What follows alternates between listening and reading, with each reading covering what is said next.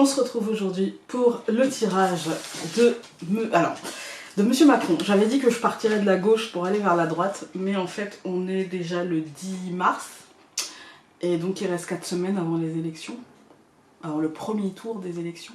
Donc je me suis dit on n'aura pas le temps de faire tout le monde. Vraiment, on n'aura pas le temps. Voilà, je pensais pas qu'ils allaient être 12, sinon je m'y serais pris avant, mais ouais, je me suis dit en fait, ça sert à rien de faire des candidats, même si, voilà, c'est pas un manque de respect, hein, mais j'aurais pas le temps de tous les faire. Donc des candidats qui font traditionnellement 2-3%, on sait qu'avec ça, on va pas être élu, donc voilà.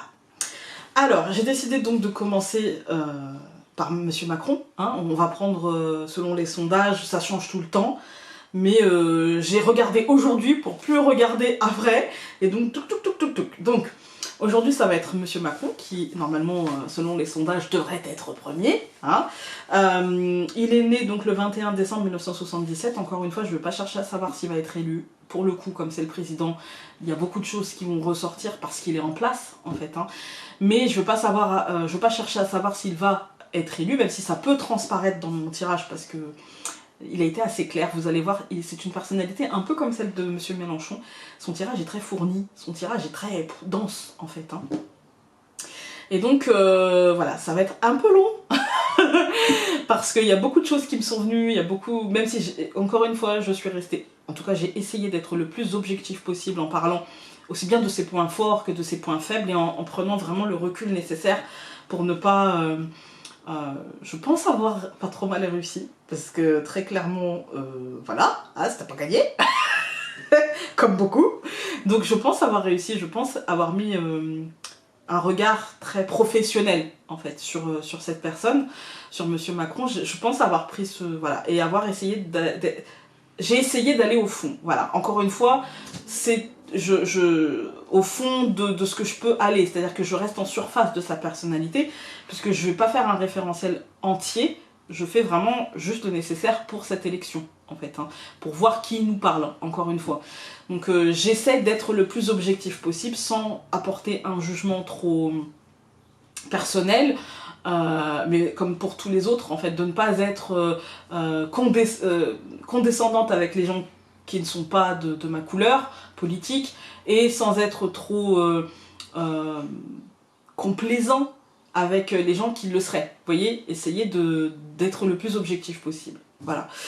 Donc c'est parti, la première carte ce sera donc sa personnalité comme d'habitude, la deuxième sa quête, sa mission, la troisième ce sera ses pensées et ses limites, la quatrième ce sera ses choix politiques. J'aurai mes petites notes, hein, donc je vous dirai quand je tourne ma page, voilà. Ensuite donc nous aurons ce à quoi il sera confronté là en fait dans les prochaines semaines, et ce à quoi il est confronté déjà depuis un moment en fait. Hein. Nous aurons ses ressources, ce qui lui fait défaut, puis en 2022, et en 2022, alors il y a son année à lui 2022, ce que ça implique, et comment elle sera confrontée à l'année 2022 qui est une année 6. Ensuite on prendra l'oracle aquarelle et on tournera en numérologie autour de sa date de naissance et de la date du premier tour des élections. Voilà, écoutez, encore une fois, bienveillance, respect dans les commentaires, même si ces vidéos ne sont pas beaucoup vues, je sais pas, peut-être que dans l'avenir elles le seront. Donc vraiment, je vous invite à rester bienveillant, à rester poli. De toute façon, je trie les commentaires, donc voilà. Et c'est juste pour un peu regarder qui nous parle, et puis s'amuser un peu dans une campagne qui ne prend pas, donc... on s'amuse comme on peut, hein, les amis. Voilà, voilà. Écoutez, le tirage va être déjà suffisamment long, donc je vous laisse avec la vue sur les cartes. Voilà, on se retrouve avec la vue sur les cartes, et donc nous allons commencer, je mets bien mes petites notes, nous allons commencer donc ce petit tirage de personnalité. Donc, dans sa personnalité, Monsieur Emmanuel Macron a la carte du monde, parce qu'il est né le 21 décembre 1977. La carte du monde, ça nous montre que c'est quelqu'un qui a une personnalité qui est très complexe. C'est quelqu'un qui est très magnétique, il attire beaucoup autour de lui, il a une énergie un petit peu particulière, je dirais, hein. Une énergie charismatique naturellement, sans trop forcer. Il trouve les bons mots, il pose les bonnes actions, il est vraiment au centre de son monde. Vous voyez, c'est quelqu'un qui, même avant d'obtenir cette fonction-là, de par sa nature, c'est quelqu'un qui aime être au centre, qui aime être vu, mais pour les bonnes raisons, qui aime paraître, en fait, quelqu'un d'accompli, quelqu'un de sûr de lui, quelqu'un d'à sa place, vous voyez, dans son monde et à sa place, voilà.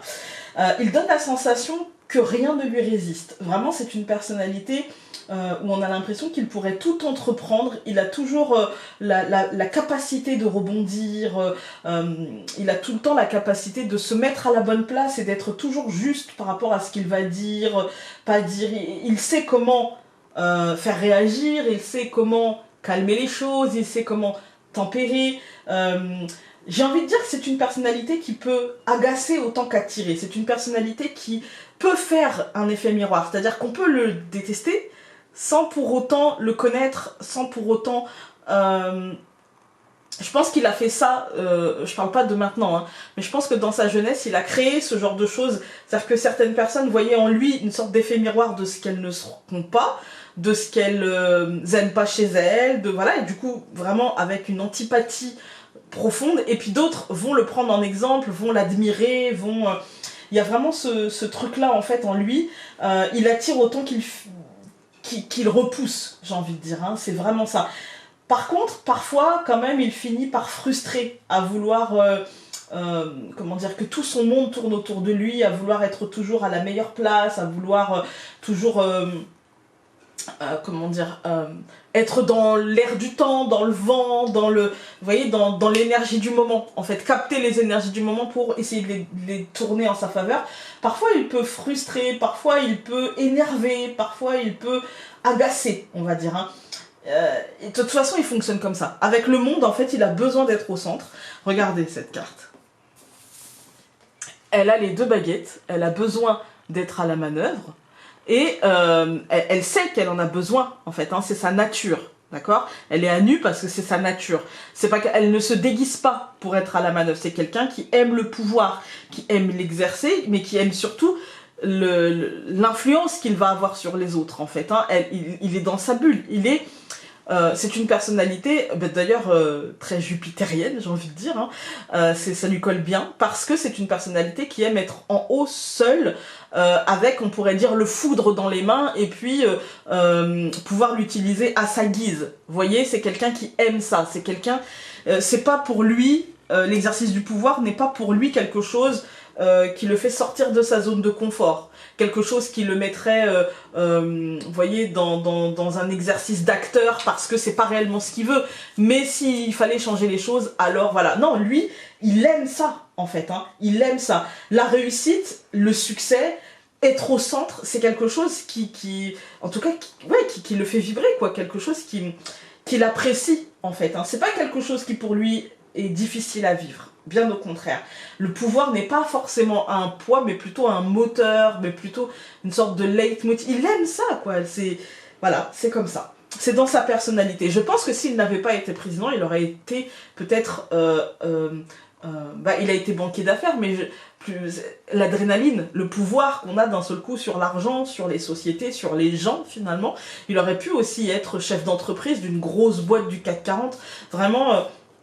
c'est quelqu'un qui aime ça, avoir le destin des autres entre ses mains, avoir la possibilité, par un coup de son foudre, de pouvoir détruire ou construire. Vous voyez, c'est quelque chose qu'il apprécie vraiment fort, en fait. Quand on a le monde dans sa personnalité, c'est que vraiment on souhaite être le nombril, en fait, de son monde. On souhaite être le nombril de son monde. Voilà. C'est vraiment...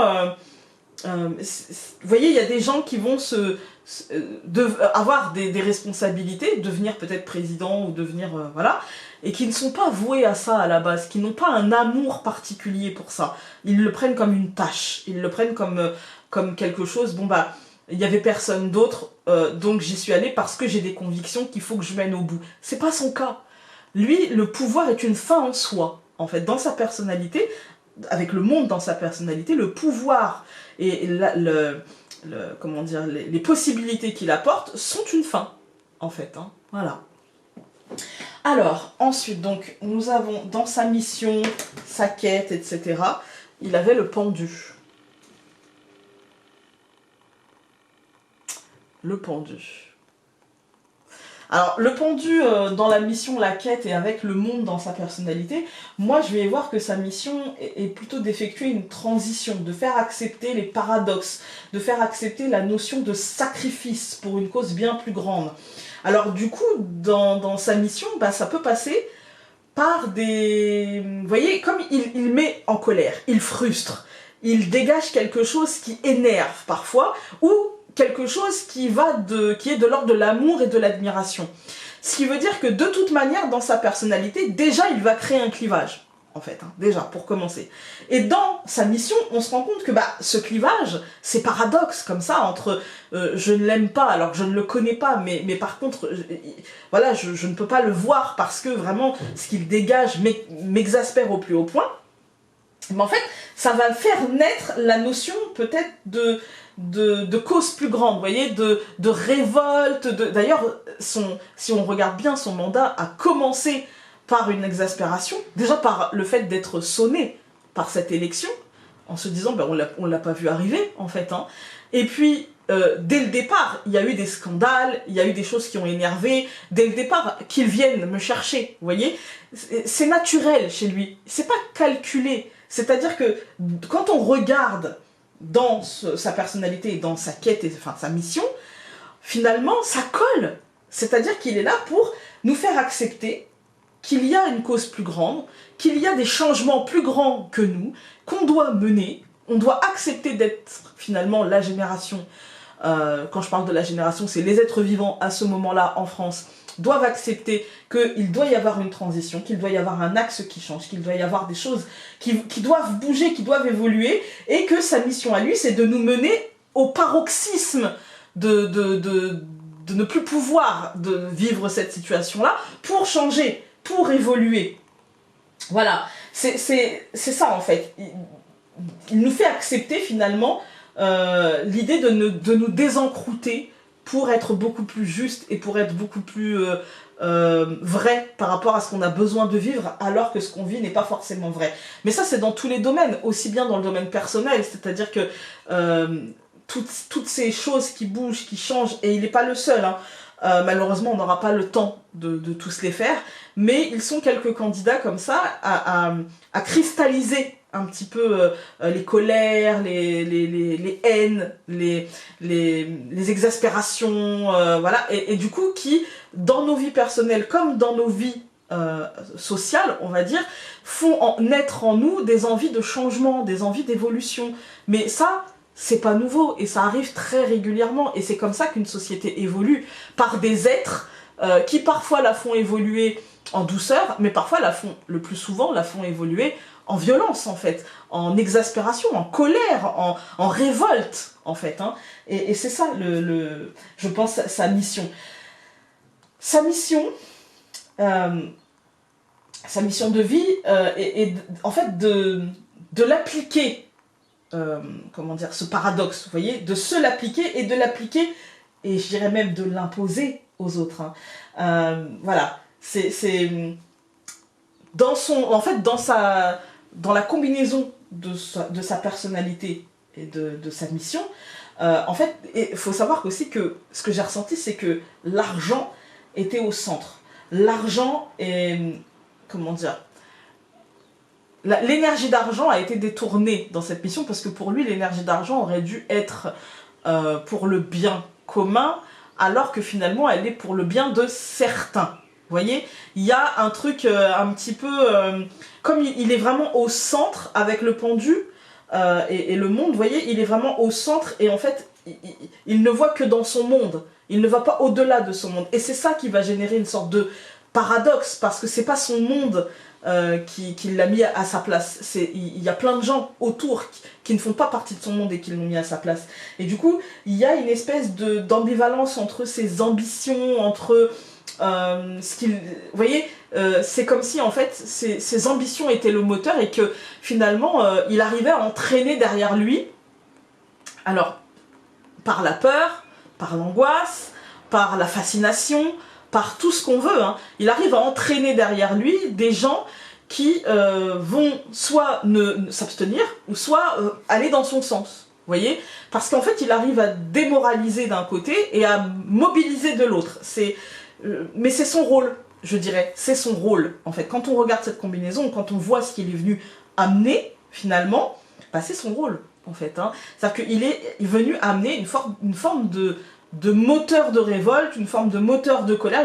En fait, il est venu amener le pendu, c'est-à-dire que les gens se sentent pieds et poings liés, et qu'au lieu de se débattre comme des fous, de râler, de crier, voilà, et bien en fait d'être plus stratège et de voir les choses d'un autre angle pour essayer d'être concrètement, voyez, dans l'idée de renverser les choses, quoi, en fait. Hein. Voilà. Ensuite, donc, dans sa pensée, sa limite,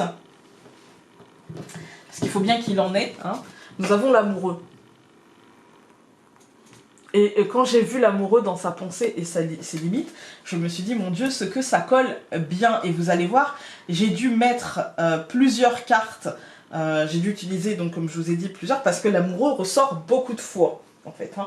L'amoureux dans sa pensée et sa limite, ça nous dit que c'est quelqu'un qui, comment dire, qui se sent souvent tiraillé, qui doute beaucoup. En fait, hein. Mais pas douter dans le sens je vais demander à l'autre, douter dans le sens j'écoute tout le monde, je doute de tout le monde et je vais me faire ma propre idée, même si elle est fausse, même si la voie du milieu est très souvent de l'eau tiède qui ne fera rien et qui pourrait empirer les choses.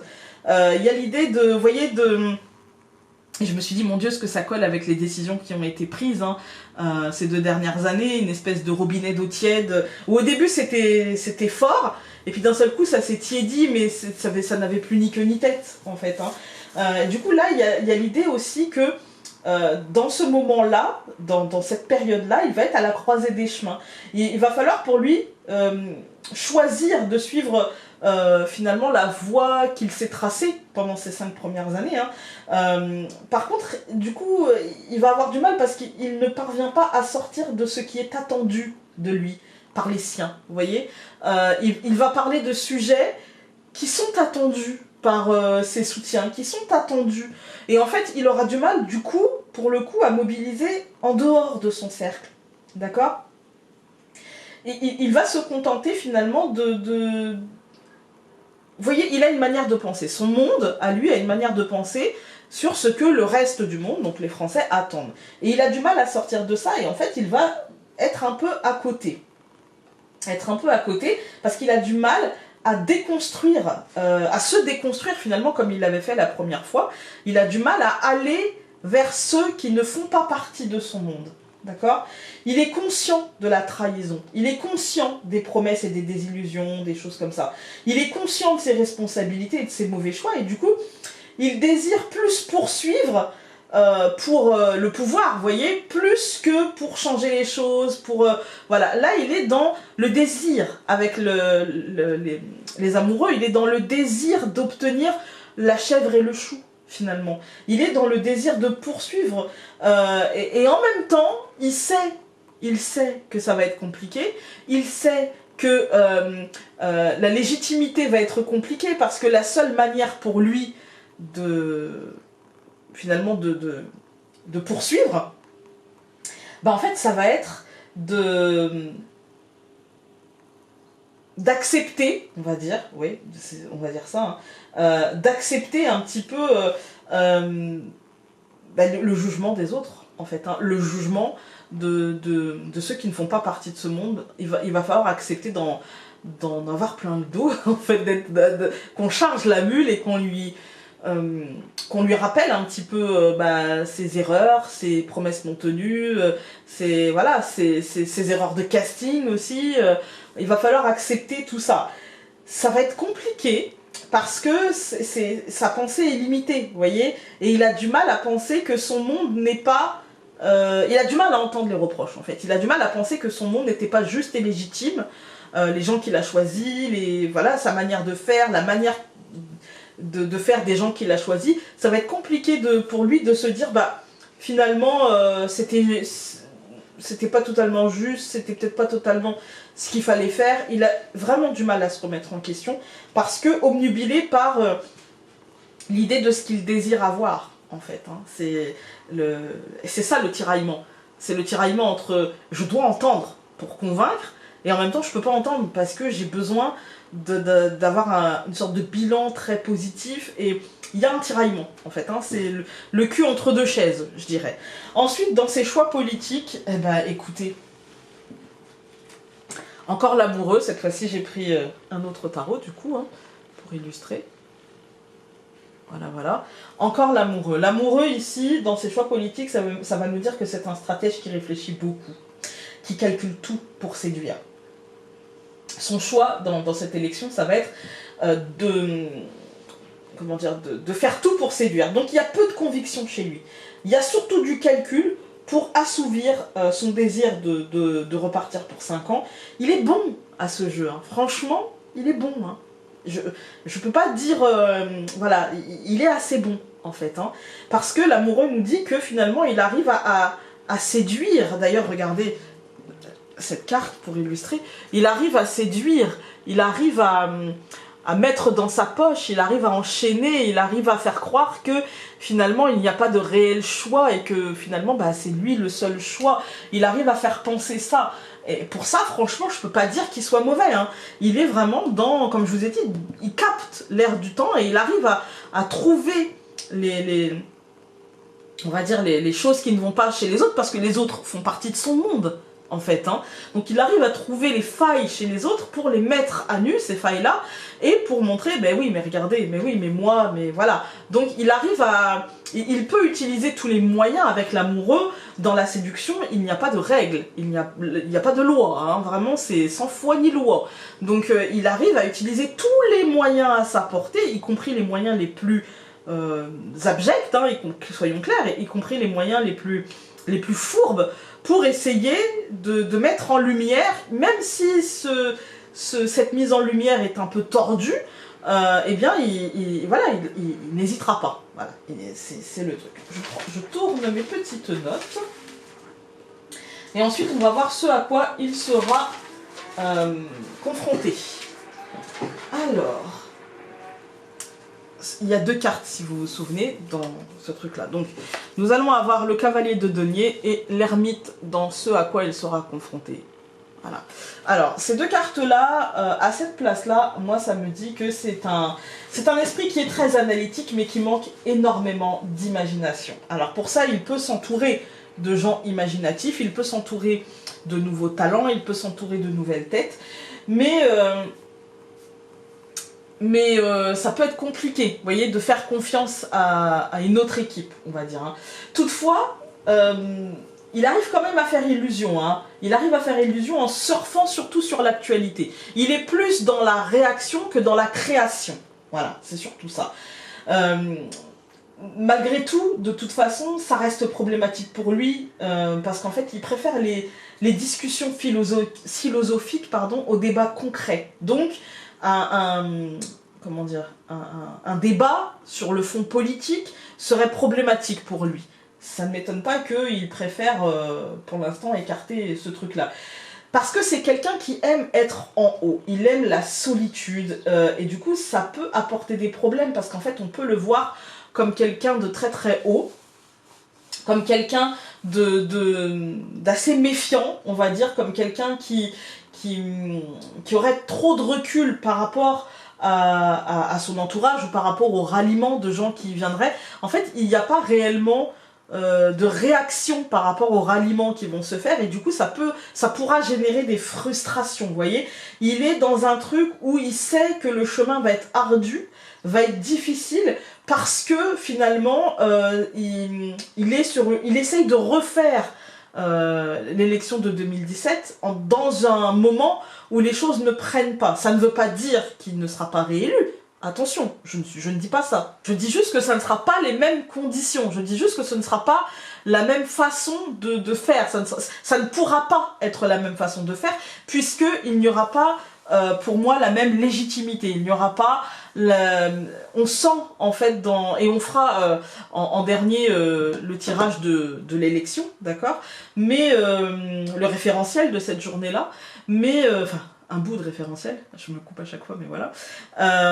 Mais pour moi, c'est quelqu'un, oui, qui est sur un chemin compliqué, un chemin ardu, parce qu'en fait, il est bloqué sur finalement ce qu'il a déjà fait, et il y a très peu de nouveautés, il y a très peu de... Vous voyez, c'est un peu un copier-coller amélioré, enfin même pas amélioré, un copier-coller décalé sur... par exemple, vous voyez, je vais vous donner un exemple concret, on n'a plus, enfin, il a enlevé la taxe d'habitation et là il s'attaque à la redevance télé. C'est pas très imaginatif, vous voyez, c'est pas ça qui va changer la face du monde et c'est pas ça qui va changer la vie des Français. Mais du coup il calque, puisque ça avait marché une première fois, pourquoi ne pas réitérer, vous voyez, en mettant un accent, en disant, en mettant la lumière dessus, en faisant un focus comme si c'était important, alors que très clairement, je pense que ça ne l'est pas pour la plupart des Français, en fait. Hein. Clairement, je pense que ça ne l'est pas. Voilà.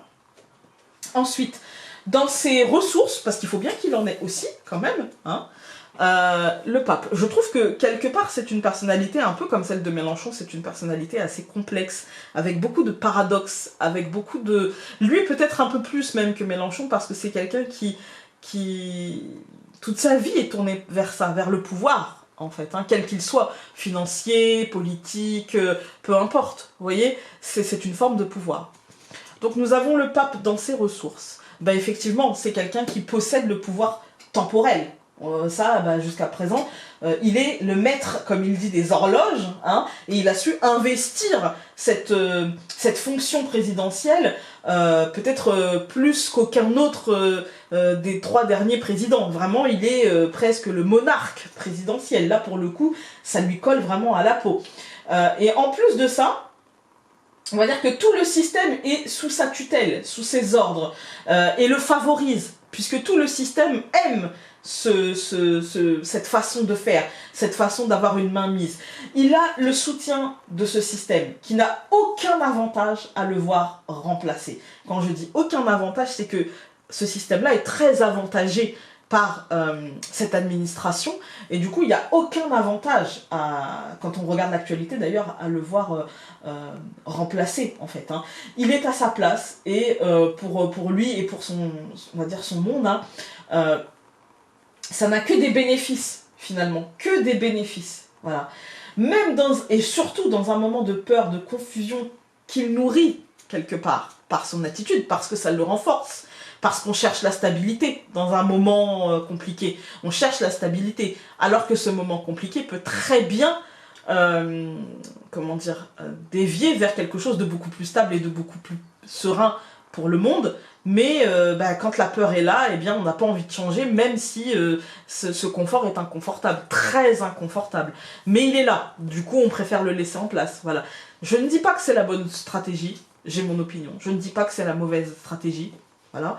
Mais en tout cas, c'est un fait. C'est-à-dire que plus il va nourrir la peur, comme le pape, comme le pape qui va représenter l'Église, vous irez en enfer si vous faites ci, si vous rejetez l'Église, si vous ne respectez pas, si machin. Et bien là, c'est pareil. Ça sera l'enfer si on change de président, si on change d'administration, si on change... Voilà. C'est une peur. Voilà. On y croit, on n'y croit pas. C'est une forme de superstition moderne. Voilà.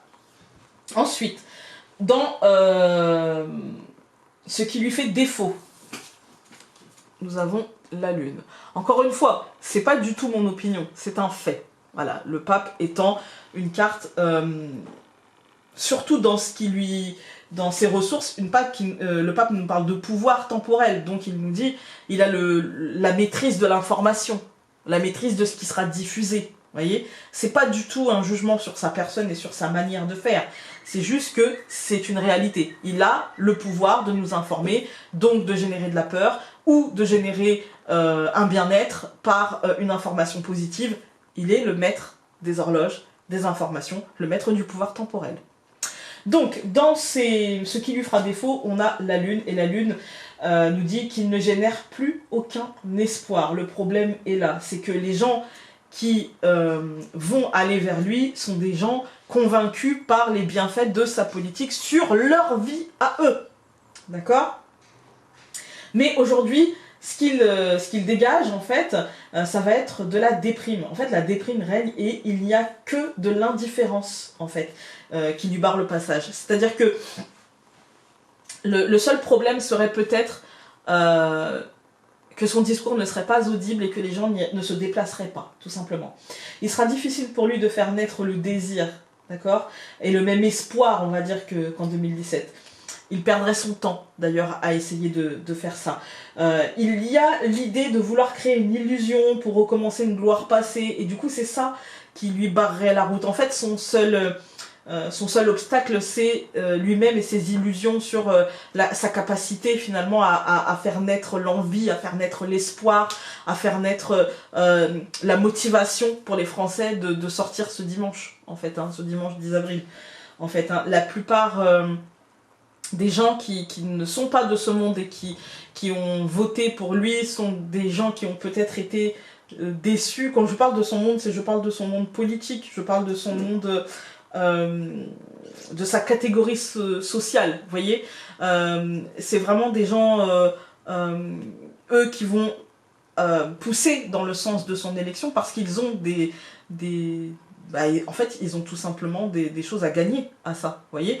Mais le reste du monde n'a rien à gagner et la plupart vont soit ne pas aller voter, soit voter à défaut pour un autre candidat. Mais je pense qu'avec la Lune, on est sur de l'abstention, en fait. On est sur une démotivation, on est sur une espèce d'endormissement, d'engourdissement, en fait. Et c'est ça qui va lui faire défaut, c'est qu'il n'y a pas l'élan, en fait. Ouais. Il manque cet élan. Et donc, pour lui, en 2022, nous avons encore une fois la carte de l'amoureux. Et 2022 est une carte, est une année, pas une carte, est une année 6, donc toujours de l'amoureux. Alors pour lui, ça nous marque le manque de choix, ou le trop-plein, selon l'angle que l'on pourrait prendre. Pour certains, il n'y a pas assez de choix voilà, il manque finalement d'une personne qui représenterait exactement ce que eux veulent, donc ça manque de choix, et pour d'autres il y en a trop, en fait. Ça pourrait lui permettre de se faire entendre et de montrer un visage un petit peu, vous voyez, comme je vous disais tout à l'heure, un visage un petit peu de celui qui est stable, qui est posé face à des adversaires qui, eux, n'ont pas la réalité en face, qui, eux, sont hors champ, hors cadre, hors réalité, hors sol, qui n'ont pas les pieds sur terre, etc. Donc ça pourrait, on va dire, l'aider en 2022 parce que finalement, il a un choix à faire, il a un positionnement à prendre, il a un engagement à prendre. Par contre, je pense qu'il aura quand même du mal à prendre ses décisions et qu'il va devoir se torturer les méninges pour essayer de comprendre un petit peu quelles sont les difficultés face à lui, en fait. Et je pense qu'il va peut-être devoir prendre des décisions, finalement, quand on regarde tout le tirage, des décisions qui vont contre son cœur, mais histoire comment dire, de se faire comprendre, de se faire entendre. C'est-à-dire que c'est pas sa priorité, c'est pas ce qu'il a envie de faire, mais du coup il va devoir peut-être se positionner sur tel ou tel sujet, en tout cas avoir une posture sur tel ou tel sujet, pour essayer de se faire comprendre, pour essayer de se faire entendre, pour essayer de ne pas se faire détester, en fait, tout simplement. Ensuite, donc en 2022, lui, il a un atout non négligeable, en fait, c'est qu'il sait prendre la température. Et choisir le bon moment, en fait, choisir le bon moment, les bons mots. Il sera pile dans l'air du temps pour donner l'impression de parler vrai, d'être le seul candidat raisonnable, posé, vous voyez, vraiment celui... mais tous les autres sont hors sol, comme je vous disais, et moi je suis ancrée, et moi vous pouvez me faire confiance, et moi je vous ai protégé, je continuerai, etc. Alors que c'est beaucoup plus nuancé que ça, et que c'est pas quelque chose... Pour le coup, là, alors c'est un truc qu'il va apprécier faire, parce qu'il aime ça, mais pour le coup, là, être dans... En fait, je pense qu'il aime davantage l'exercice du pouvoir que la conquête du pouvoir. La conquête du pouvoir est peut-être pour lui quelque chose de... Il aimerait, en fait, finalement, être le monarque de droit divin et ne plus avoir à se représenter, et voilà. Même s'il comprend que ce n'est pas possible, et que, voilà, mais il y a une partie de lui qui aimerait ça. En fait, il y a une partie de lui qui ne dédaignerait pas prolonger par exemple sur un septennat ou pourquoi pas sur un décennat, vous voyez. Il y a une partie de lui qui recherche ce pouvoir en fait, voilà, cette place. Ensuite, donc avec l'oracle aquarelle, il est né le 21... Décidément, je me suis coupé les ongles, c'est pas évident. Donc, il a la carte des possibilités. Voilà. C'est quelqu'un qui sait ouvrir des portes, hein. Ça on peut pas se mentir. Voilà, c'est quelqu'un qui a beaucoup de capacités intellectuelles et qui sait ouvrir des portes, qui sait passer des caps, qui sait laisser derrière lui quand il faut laisser derrière lui, mais qui finalement sait passer les portes sans forcément les refermer. Si elles se referment, elles se referment. Mais voilà, c'est quelqu'un qui sait saisir les opportunités, qui sait saisir les possibilités qui s'offrent à lui et il les laisse pas s'enfuir. Vraiment, là, il est au taquet. Ensuite, il est né donc au mois de décembre, vous voyez, c'est quelqu'un qui récolte, en fait. C'est quelqu'un qui saisit. C'est un opportuniste, en fait. Hein. C'est un opportuniste, stratège opportuniste, qui prend les possibilités quand elles sont là, qui n'a de loyauté, finalement, qu'envers sa future récolte, qu'envers lui-même, qu'envers son propre pouvoir. Hein. Il n'y a pas de carte ici dans son jour et dans son mois de naissance. On n'a aucune carte qui est en lien avec l'autre. C'est plutôt lui. En fait, j'ouvre une porte, je récolte, en fait, il est dans le jeu finalement. Hein. D'ailleurs, on a 21 et 12. Donc, dans les deux cas, ça fait 3, en fait. Hein. Et on a vraiment en fait, c'est une personnalité à succès, une personnalité brillante, une personnalité brillante aussi bien intellectuellement que socialement. Vous voyez, c'est quelqu'un qui sait saisir les opportunités, qui est né sous une bonne étoile, on va dire. Hein. Vraiment, là, c'est quelqu'un qui sait faire feu de tout bois. Donc 21 plus 12, ça nous donne 33, encore des 3, et ça nous donnera 6.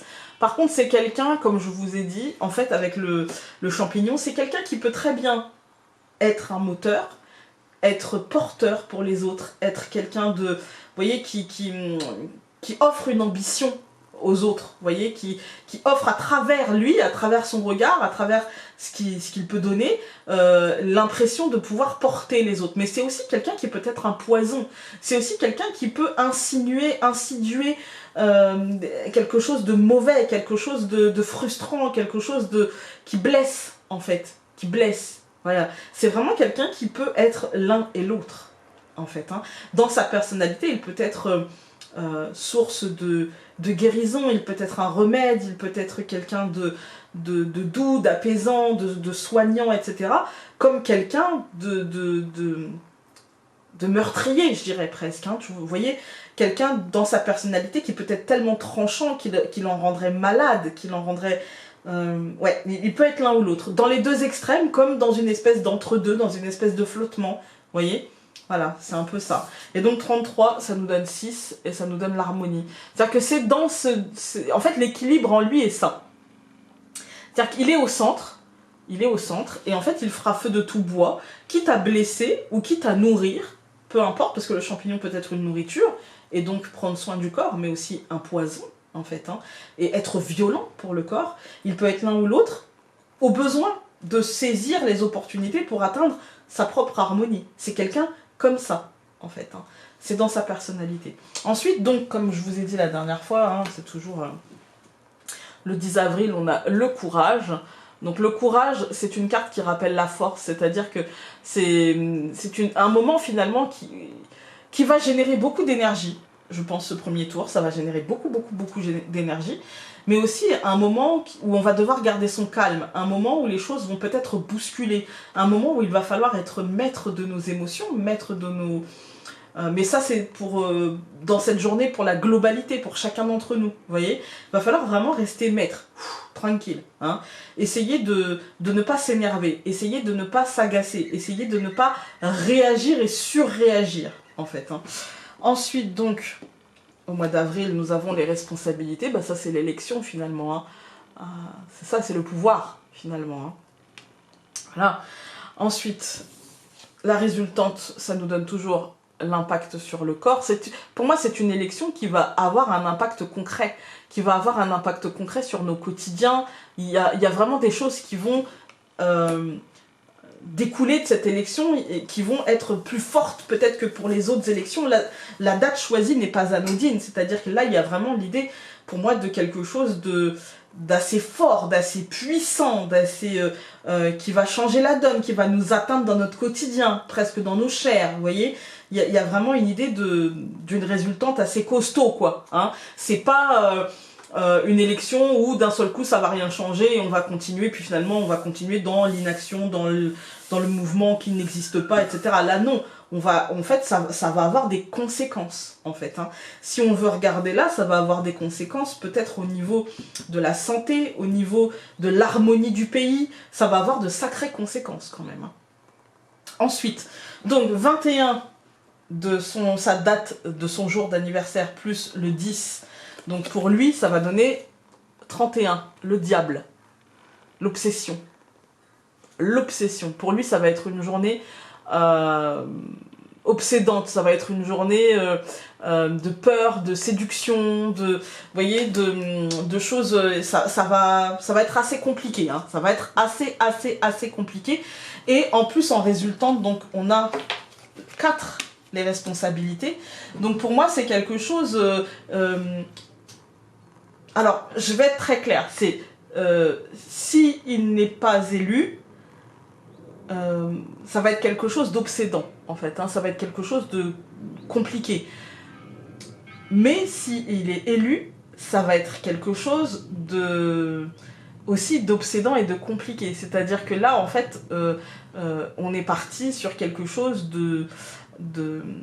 comment dire, sur un déséquilibre profond. On est parti sur un moment, quoi qu'il arrive, hein, l'un ou l'autre, on me dit ça va être très compliqué. La transition va être très compliquée, en fait. La passation va être très compliquée. Mais quand je dis très compliqué, c'est genre très compliqué, en fait. Hein. Avec un pouvoir qui va avoir beaucoup de mal à se passer, et s'il ne se transmet pas, je remets le 4 à sa place, vous allez comprendre pourquoi, parce que s'il ne se transmet pas, c'est quelque chose qui va générer énormément de colère, de frustration, une sorte d'embrasement, en fait, hein, une sorte d'embrasement qui va prendre tout doucement, mais sûrement, en fait. Hein. Ensuite, donc, nous avons Bacchus et les responsabilités, ça nous donne la méditation. Voilà, donc dans le mois, en fait, hein. Voilà. Il va y avoir pour moi une forme d'appel au calme. Il va y avoir une forme de recentrage. Vous voyez, non mais on ne peut pas, il ne faut pas, etc.